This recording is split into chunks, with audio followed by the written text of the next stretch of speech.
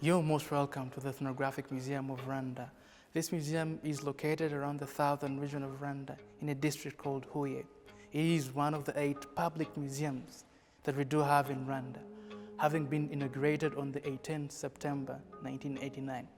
It encompasses the rich history and the culture of the Rwandan people. The architect who designed this fascinating museum drew his inspiration from the beautiful relief of Rwanda and her deep culture.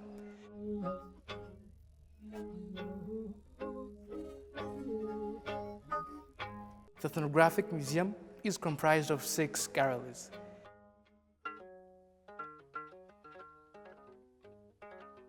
A traditional botanical garden on the outside and a model of a traditional Rwandan homestead.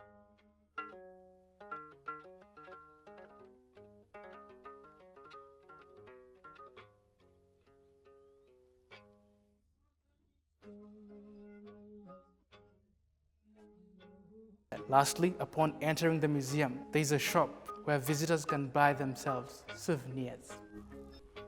The first gallery sheds light on the geographical aspects of Rwanda and her national language, Ikinyarwanda. The first section explores Rwanda's location in Africa. Geographically, it seeks to explore more about altitude of Rwanda, ranging from 4,507 meters high at the peak of Karisimbi, and the lower point being 962 meters around Bugarama. About geology, it seeks to explore more about the geological composition of Rwanda, talks about soil, tackles vegetation, goes further to explore about flora and fauna, and later talks about population and demography, then ends up with our language, Ikinyarwanda, which belongs to a linguistic group of languages called Bantu.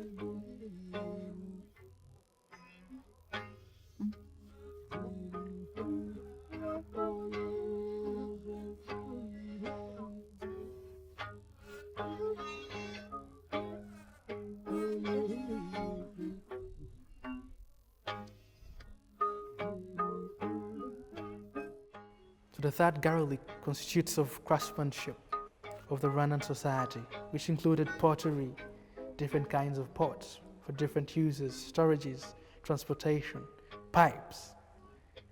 It further explores more about weaving and wickerwork, weaving being baskets that were later used as the storages of their garments. And the smaller ones, the intricate ones that would be used to decorate their huts. And later, it sheds more light on woodwork, not forgetting the weapons got from woodwork. And lastly, it talks about milk, and most importantly, the milk shelf, where milk had to be stored sacredly.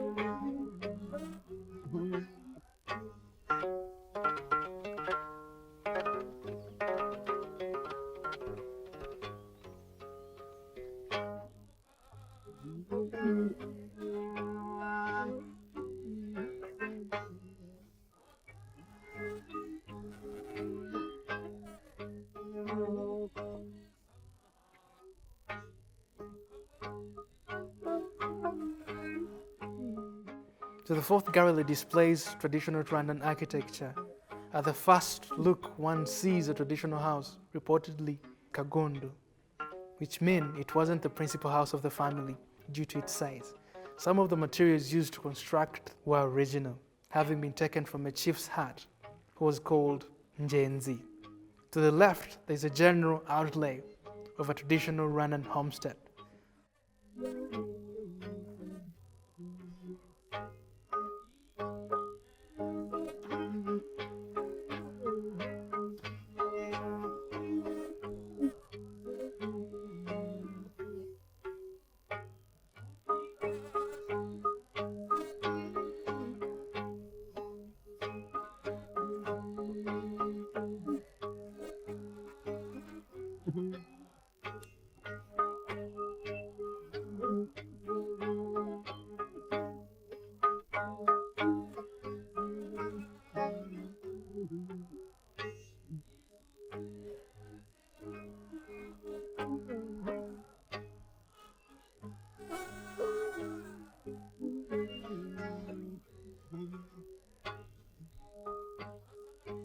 Further right, there is another traditional Rwandan house, modeled differently from the former, thatched with pyrethrum stems, with walls made out of wood and dry cow dung.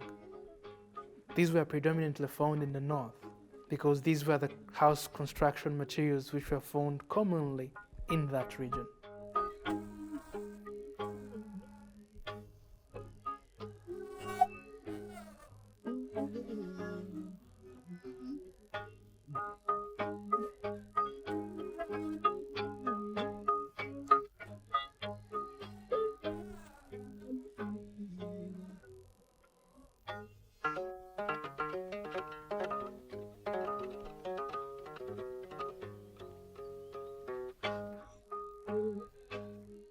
Further to the left still, there's a breathtaking view of the main important element of this house, which is the ceiling, called Igisenje in Kinyarwanda.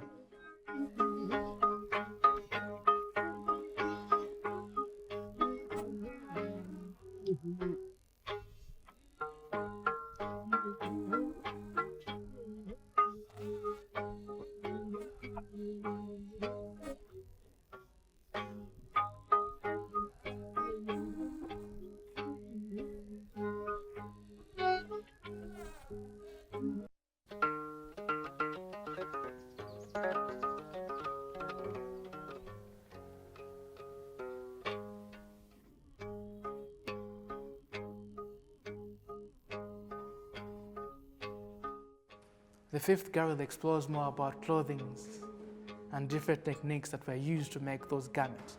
It also talks about beads and jewelry. It also talks about dances, and later on talks about games and sports that were employed around this Rwandan society.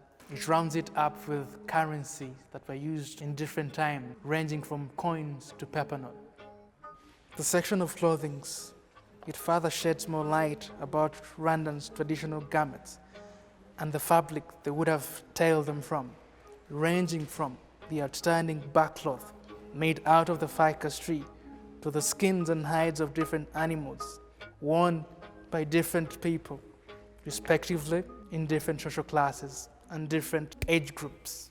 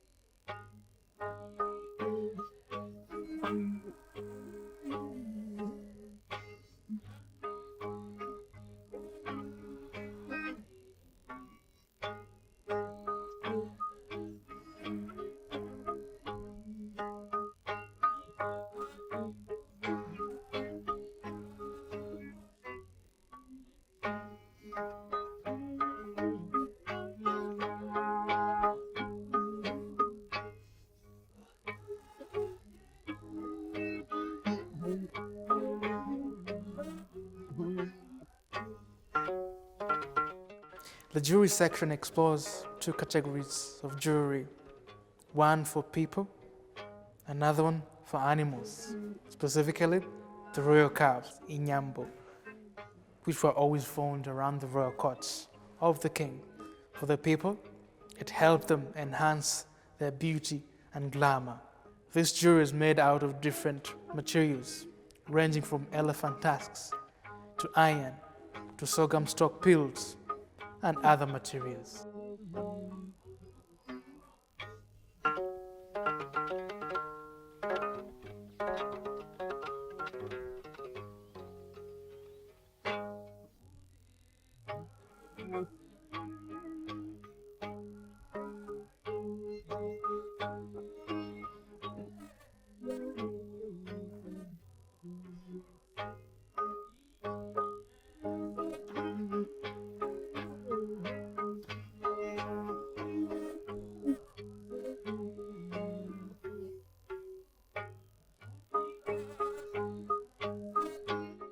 It further talks about currency, where it assembles different currency, ranging from coins to paper notes that were used in different ages throughout Rwanda.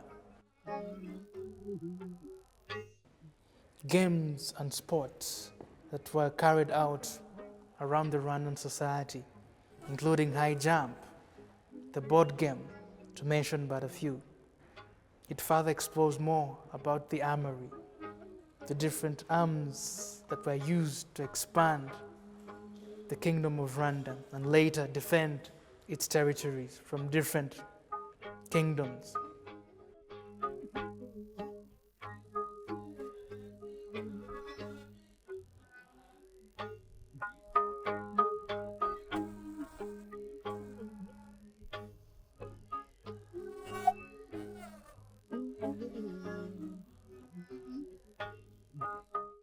It introduces people to the different traditional dances of the Rwandan society, their moves, the technique, their costumes they wore while performing, not forgetting the famous dance called the Intore dance, known as the warrior's dance.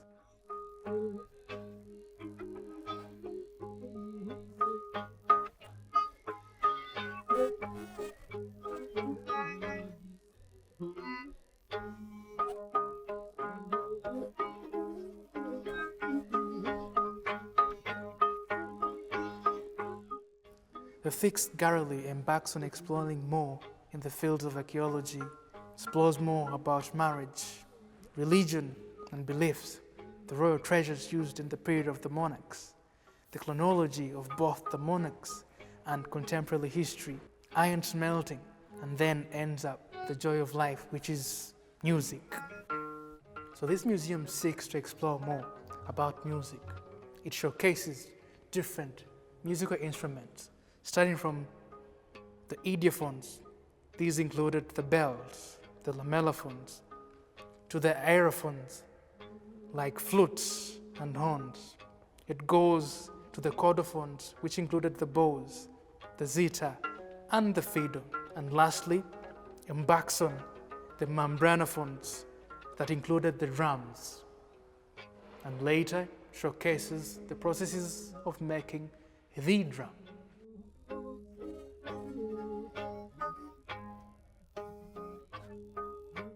On the archaeological standpoint, this gallery showcases more about the remnants from the Stone Age period till all the way to the Second Age of the Iron Age period, around the 18th century.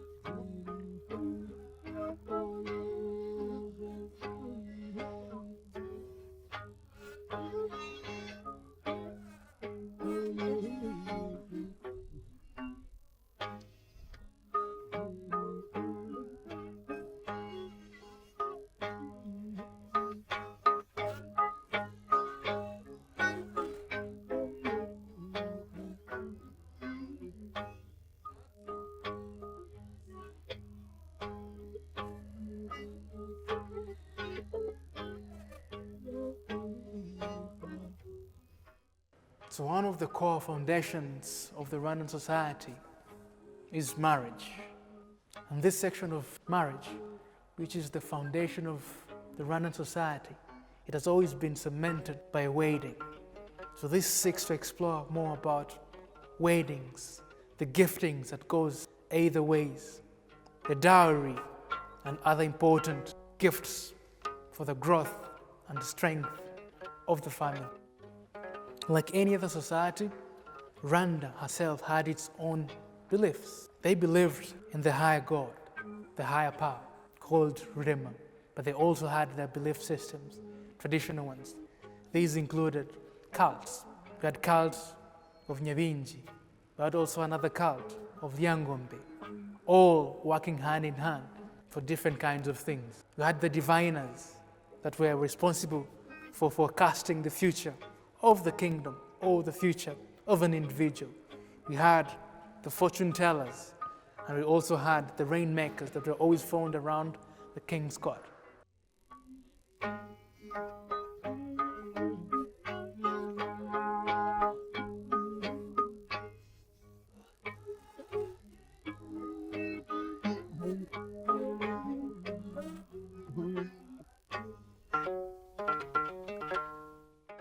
Concerning the royal treasure, we had the spears, we had the royal drums, we had various amulets and charms, we had the blades, but most importantly, the royal drums.